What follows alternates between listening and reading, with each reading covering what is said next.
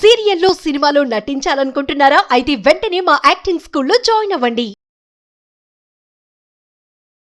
Hello నమస్తే, welcome to Suman TV. ప్రస్తుతం మనతో పాటు ఉన్నారు motivational speaker, family counsellor and public speaker Rajani Rama garu. నమస్తే మ్యామ్. నమస్తే మ్యామ్, ఈ వైద్యురాల కేసులో ఆధారాల కొరత అని చెప్పేసి అంటున్నారు. అంటే మనం చాలా మాట్లాడుకున్నాం కదా, ఆధారాల కొరత ఏంటి మేడం? చాలానే ఉన్నాయి అక్కడ, మనం అది చూసాం ఇది చూసారని అంటున్నారు. ఇంకా ఆధారాల కొరత ఏంటి అసలు? అయితే అవన్నీ నిజాలు కావు, నిజమా అబద్ధమా అనే డైలమాలో ఉన్నారు. ఇంకా మనకి అసలైన ఆధారాలంటే జడ్జిమెంట్ ఇవ్వటానికి తగినటువంటి ఆధారాలు లేవు అని. అవి లేవు కదా.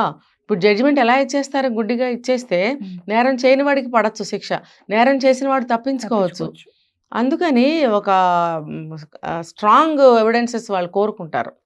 ఎందుకంటే ఒక నేరం చేయని వాళ్ళకి శిక్ష పడకూడదు అనేది ఒకటి ఉంది కదా, సూత్రం, ఒక రూల్ అయితే ఉంది. కాబట్టి అది నేరం చేయని వాళ్ళు ఎప్పుడూ కూడా శిక్ష పడకూడదు. అందుకని ఇంత పకడ్బందీగా వీళ్ళు ఇంత స్ట్రాంగ్ ఎవిడెన్సెస్ అడగటానికి కారణాలు అవి. ఈ నేరం ఎక్కడైతే జరిగిందో అక్కడ సరిగా ఆధారాలు దొరకకపోవడం వల్ల ఏం చేయాలో అర్థం కావట్లేదు. సిబిఐ వాళ్ళు కూడా తలపట్టుకుంటున్నారు.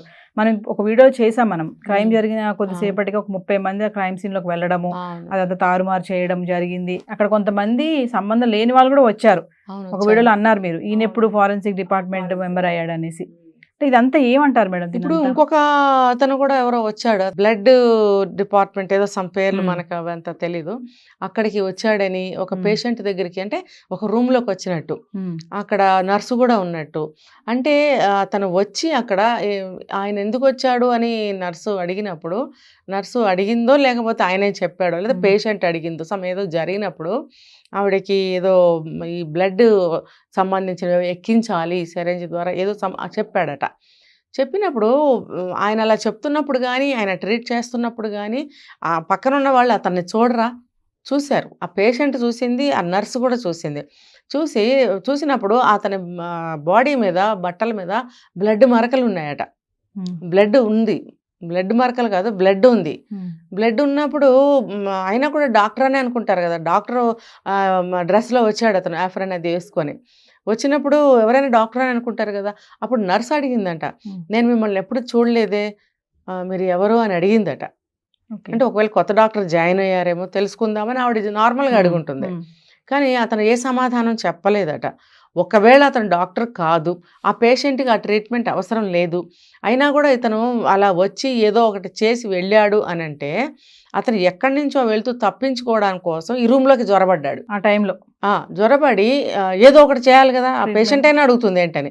అది మార్నింగ్ 9:30 అరౌండ్ ఆ టైంలో ఆ పేషెంట్ అయినా అడుగుతుంది, నాకేం ట్రీట్మెంట్ చేస్తున్నారని. ఎవరైనా అడుగుతారు మినిమం. ఆ రూమ్లో ఎవరు అటెండర్స్ లేరు అనుకోండి, పేషెంట్ తాలూకా వాళ్ళు, పేషెంట్ అడుగుతుంది, అడగచ్చు, తప్పలేదు. అంతే కదా. ఎవరు వచ్చారు, ఏం మంది ఇస్తున్నారు అడగద్దా? ఇప్పుడు మన సినిమాలో కూడా చూస్తున్నాం, ఎవరు లేకుండా చూసి వచ్చి ఆక్సిజన్ తీసేయడాలు, ఏదో ఇంజెక్షన్స్ ఇచ్చేయడాలు, పేషెంట్స్ చనిపోవడాలు చూస్తున్నాం. మరి ఆ భయంతో జనం కూడా కొంత అవేర్నెస్గానే ఉంటారు. అలాంటప్పుడు తను ఏదో ఒకటి ట్రీట్మెంట్ చేసినట్టు నటించి మళ్ళీ స్పీడ్గా అక్కడి నుంచి వెళ్ళిపోయి అక్కడ కాన్ఫరెన్స్ హాల్ దగ్గర ఉన్న వాష్రూమ్కి వెళ్ళాడని, అక్కడ ఏదో వాష్ చేసుకున్నాడు, వెళ్ళిపోయాడు అని. తర్వాత రెనోవేషన్ జరిగిందని చెప్తున్నారు. చూడండి, మనకి ముందేం చెప్పారు, వెంటనే అప్పటికప్పుడు మొత్తం కూల్ చేశారు. అదేంటి, వాళ్ళందరూ మనుషులందరూ వచ్చి ఇదంతా డిస్ట్రాయ్ చేశారు, సాక్ష్యాలు లేకుండా చేశారు అని విన్నాం కదా.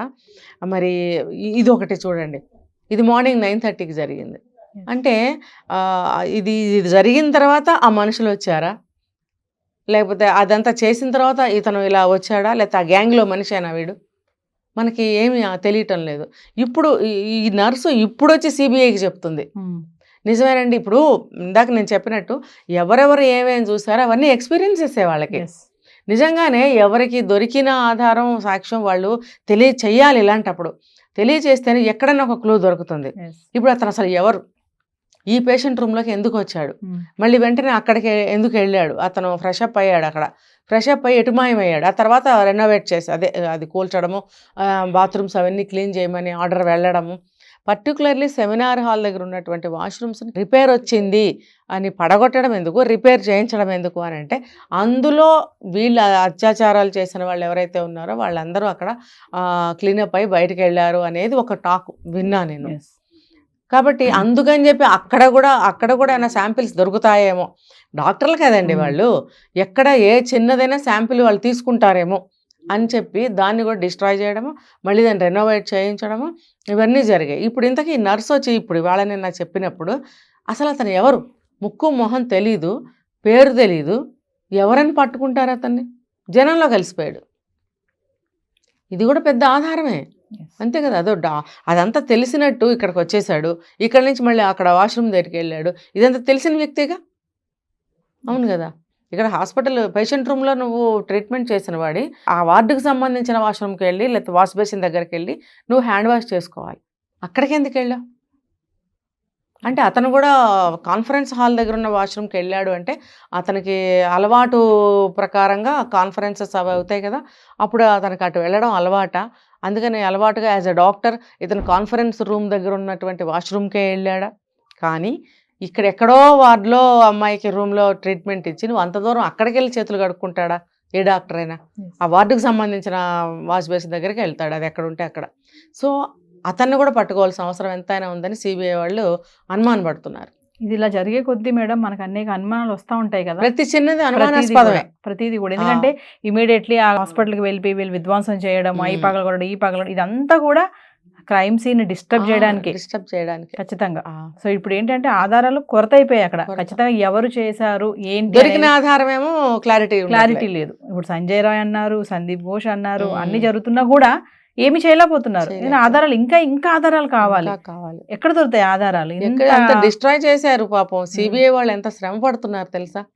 వాళ్ళు కూడా ఫ్యామిలీస్ని వదిలేసి ఢిల్లీ నుంచి వచ్చి ఇన్ని రోజులు దగ్గర 13th డేట్కి 1 month వాళ్ళందరూ వచ్చి వాళ్ళు కూడా అకామిడేషన్ ఎక్కడెక్కడో ఇస్తారు, ఇంతమందికి అకామిడేషన్ ఎక్కడ సరిగ్గా ఇవ్వలేకపోతారు.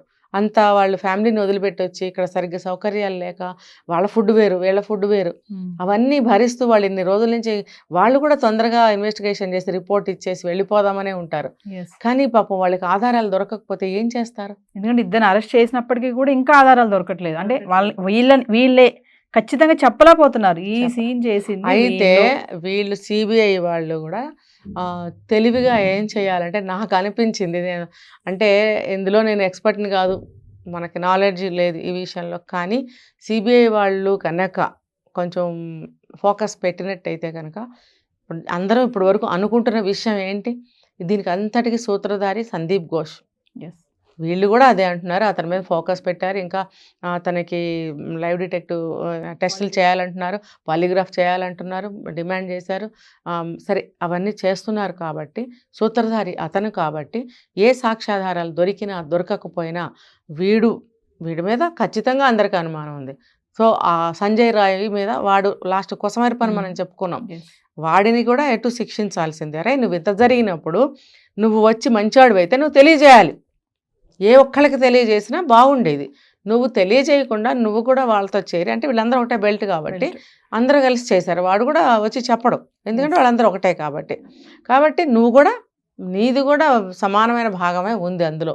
కాబట్టి ఫస్ట్ లాస్ట్ ఇద్దరిని తీసుకుని పనిష్మెంట్ ఇచ్చేయండి అని ఒక నివేదిక ఇచ్చేసి వెళ్ళిపోవడమే. ఇవి లేని సాక్ష్యాలను ఎవరు తేలేరు, ఎవరు ఇవ్వగలరు, చేసిన వాళ్ళు చెప్పాలి. ఈ ఉన్నది వీళ్ళిద్దరే కాబట్టి తల్లిదండ్రుల యొక్క స్టేట్మెంట్ వాంగ్మూలం ఏదైతే ఉందో అది తీసుకోండి, వాళ్ళని అడగడమే శిక్షించమంటారా లేదా, శిక్షించమనే అంటారు వాళ్ళు. కాబట్టి ఫస్ట్ లాస్ట్ వాళ్ళని ఇద్దరిని తీసుకుని వేసేయటమే. చూద్దాం మేడం ఏమవుతుంది. 17వ తారీఖు నివేదిక అయితే ఇవ్వమన్నారు, మరి అందులో ఏమి ఇస్తారు, మళ్ళీ టెస్టులు చేస్తారా, మరి ఏంటి వీళ్ళిద్దరికి, ఇంకా ఆధారాలు ఎక్కడికి వెళ్ళి తీసుకొస్తారు, ఏం ఆధారాలు తీసుకొస్తారు, ఇవన్నీ కూడా మన అందరం కూడా వేచి చూడాల్సిన పరిస్థితి కనిపిస్తుంది. ఏం లేదు, దీనికి కొసమెరుపుగా ఈ నార్కో టెస్ట్ అని ఒకటి ఉంటుంది, అది చేస్తే అది మరి చట్టపరంగా అందరికి పర్మిషన్స్ ఇవ్వరట. సో ఈ విషయంలో మరి పర్మిషన్ ఇస్తే ఈ సంజయ్ రాయ్కి కానీ సందీప్ ఘోష్కి కానీ నార్కో అనాలిసిస్ టెస్ట్ చేయాలి, అనుమతిస్తే అది చేస్తే ఖచ్చితంగా అన్నీ దొరుకుతాయి. సిబిఐ వాళ్ళు లాస్ట్కి అదే తీసుకుంటారు నిర్ణయం అని నాకు అనిపిస్తుంది. Thank you.